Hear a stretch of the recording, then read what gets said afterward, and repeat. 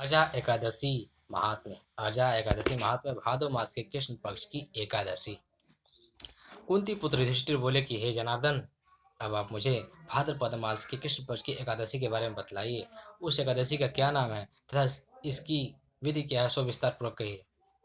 श्री कृष्ण बोले कि हे राजन, भादव की कृष्ण पक्ष की एकादशी को अजा कहते हैं। इसका व्रत करने से समस्त पाप नष्ट हो जाते हैं। जो मनुष्य इस दिन भगवान की भक्ति पूर्वक पूजा करते हैं तथा व्रत करते हैं, उनके समस्त पाप नष्ट हो जाते हैं। इस लोक और परलोक में सहायता करने वाली इस एकादशी व्रत के समान विश्व में दूसरी एकादशी नहीं है। इस एकादशी की कथा इस प्रकार है। प्राचीन काल में एक चक्रवर्ती राजा राज्य करता था। उसका नाम हरिश्चंद्र था। वह अत्यंत वीर प्रतापी तथा सत्यवादी था।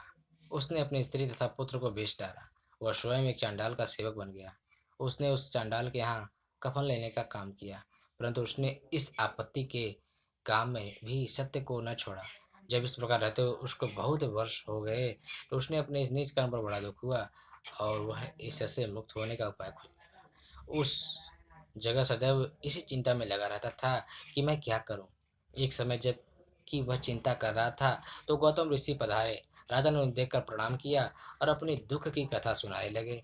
महर्षि राजा के दुख से पूर्ण वाक्य को सुनकर अत्यंत दुखी हुए और राजा से बोले कि हे राजन, भादव के कृष्ण पक्ष में एक एकादशी होती है। इस एकादशी का नाम अजा है। तुम उसी अजा नामक एकादशी का विधि पूर्वक व्रत करो तथा रात्रि को जागरण करो।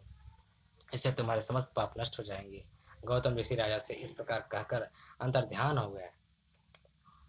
अजा नाम की एकादशी आने पर राजा ने मुनि के कहे अनुसार विधि पूर्वक व्रत तथा रात्रि जागरण किया।